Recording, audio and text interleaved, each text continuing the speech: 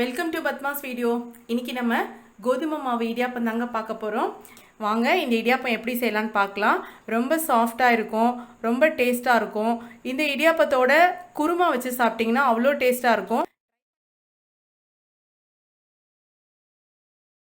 வாங்க வீடியோக்குள்ளே போய் பார்க்கலாம் இதை எப்படி செய்யலான்னு. அதுக்கு முன்னாடி ப்ளீஸ் சப்ஸ்கிரைப் பண்ண மறந்துடாதீங்க என்னோடய சேனலை. இப்போது நம்ம கோதுமை மாவு எடுத்துக்கலாம். நான் வந்து 2 கப் கோதுமை மாவு எடுக்க போகிறேன்.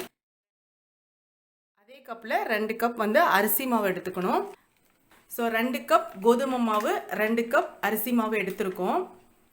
அப்புறம் பார்த்தீங்கன்னா வெறும் கோதுமை மாவு எடுத்தும் செய்யலாம். வெறும் கோதுமை மாவுனா கடாயில் போட்டு கொஞ்சம் நல்ல சூடு வரும் வரைக்கும் வறுக்கணும். கருகாமல் மெதுவாக வறுக்கணும். அப்போ தான் வந்து செய்ய முடியும். நான் இப்போ அரிசி மாவு மிக்ஸ் பண்ணுறதுனால வறுக்க தேவையில்லை. கொஞ்சம் உப்பு போட்டுக்கலாம்.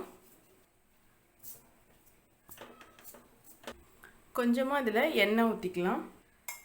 ஒரு 2 ஸ்பூன்.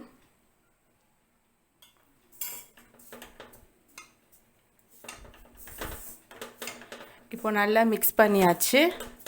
இதில் தண்ணியை நல்லா கொதிக்க வச்சு ஊற்றணும். லேஸ் சூடெல்லாம் ஊற்றக்கூடாது. தண்ணி வந்து நல்லா கொதிக்கணும். இது வந்து நான் எவ்வளோ எடுத்திருக்கேன்னா, இப்போ நம்ம 4 கப்பு மாவு எடுத்திருக்கோம். 2 கப் அரிசி மாவு, 2 கப் கோதுமை மாவு. அப்போ நம்ம 4 கப் தண்ணி எடுத்துக்கணும். நான் கூடவே 1 கப் எடுத்து 5 கப் தண்ணி எடுத்திருக்கேன். பட் இது முன்ன பின்ன தான் ஆகும். ஏன்னா கோதுமை மாவும் அரிசி மாவும் எல்லா டைமும் ஒரே மாதிரி தண்ணி இழுக்குன்னு சொல்ல முடியாது. நான் வந்து இப்போது 4 கப் மாவுக்கு 5 கப் தண்ணி எடுத்திருக்கேன். தேவைப்படுற அளவுக்கு நம்ம கிளறிக்கலாம். இங்கே வந்து கை வச்சு கிளற முடியாது. இது மாதிரி ஏதாச்சும் வச்சு கிளறிக்கலாம்.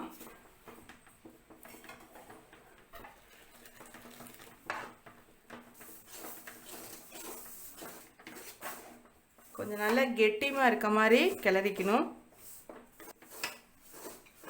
இன்னும் கொஞ்சம் ஊற்றிக்கலாம்.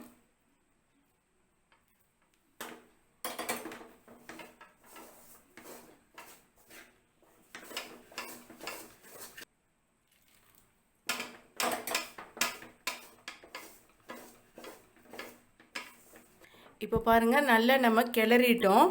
மாவு நல்லா இப்படி கெட்டியாக இருக்குது, ஆனால் சூடாக இருக்குது. இப்போ வந்து நம்ம கை வச்சு பிசைய முடியாது, ஏன்னா நம்ம கொதிக்க கொதிக்க தண்ணி ஊற்றிருக்கோம். ஸோ அதனால் இதை கொஞ்சம் மூடி போட்டு மூடி வச்சுருவோம். கொஞ்சம் நேரம் கழித்து இதை பிசையலாம். இப்போது நான் 5 கப் தண்ணி எடுத்தேன், ஆனால் அதில் வந்து 1 கப் தண்ணி மீதி தான் இருக்குது. நம்ம வந்து கொஞ்சம் எக்ஸ்ட்ரா சேர்த்து சூடு பண்ணிக்கிறது நல்லது. ஏன்னா தேவைப்படும் போது டக்குன்னு கொதிக்க வச்சு ஊற்ற முடியாது. அதனால் கொஞ்சம் கூட எடுத்துக்கிட்டோம்னா தேவைப்பட்டால் ஊற்றிக்கலாம். இப்போது இது கொஞ்சம் ஆறட்டும். அப்புறம் அரிசி மாவு பார்த்தீங்கன்னா அணில் அரிசி மாவு எடுத்திருக்கேன். நீங்கள் வந்து வீட்டில் இருந்தால் அதுவும் யூஸ் பண்ணிக்கலாம், இல்லைனா இந்த கடையில் விற்கிற அரிசி மாவும் யூஸ் பண்ணிக்கலாம். இடியாப்ப மாவு யூஸ் பண்ணணும்னு அவசியம் இல்லை, சாதாரண அரிசி மாவே யூஸ் பண்ணிக்கலாம். இப்போது லேசாக கை வைக்கிற அளவுக்கு சூடு வந்த உடனே நான் நல்லா பிசைஞ்சிட்டேன். பாருங்கள் எவ்வளோ நல்லா சப்பாத்தி மாவு மாதிரி பிசைஞ்சிருக்கேன். ஸோ இந்த மாதிரி நீங்கள் ரெடி பண்ணிக்கணும் மாவை. நம்ம இடியாப்பம் பிழியலாம், ஆனால் தண்ணி நல்லா கொதிச்சதுக்கு அப்புறம் தான் நம்ம பிழிய ஆரம்பிக்கணும். இட்லி எல்லாமே தண்ணி கொதிச்சதுக்கு அப்புறம் செஞ்சோம்னா நல்லா சாஃப்டாக இருக்கும்.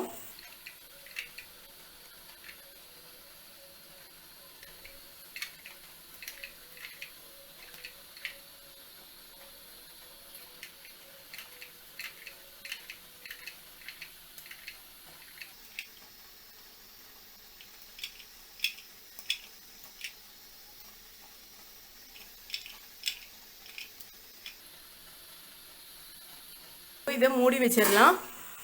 இப்போ பார்த்தீங்கன்னா இது வந்து ஏற்கனவே இந்த மாவு வெந்து தான் இருக்குது. நம்ம கொதிக்க கொதிக்க தண்ணி ஊற்றிருக்கோம், அதனால் சீக்கிரமாக வெந்துடும். அப்புறம் பார்த்தீங்கன்னா கொதிக்க கொதிக்க தண்ணி ஊற்றிருக்கனால ரொம்ப டைட்டாக இருக்கும் பிழியறதுக்கு.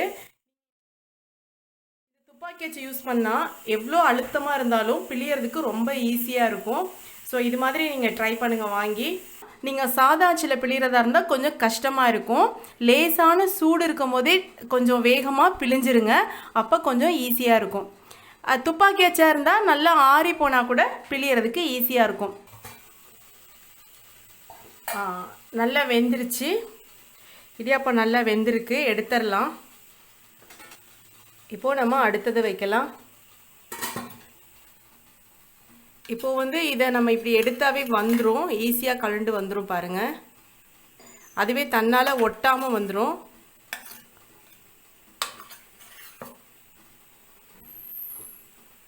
ரொம்ப சாஃப்டாக இருக்கும், ரொம்ப டேஸ்ட்டாக இருக்கும். இந்த இடியாப்பத்தோட குருமா வச்சு சாப்பிட்டிங்கன்னா அவ்வளோ டேஸ்ட்டாக இருக்கும். ஒரு தடவையாவது ட்ரை பண்ணுங்கள், அதுக்கப்புறம் நீங்கள் அடிக்கடி செய்வீங்க.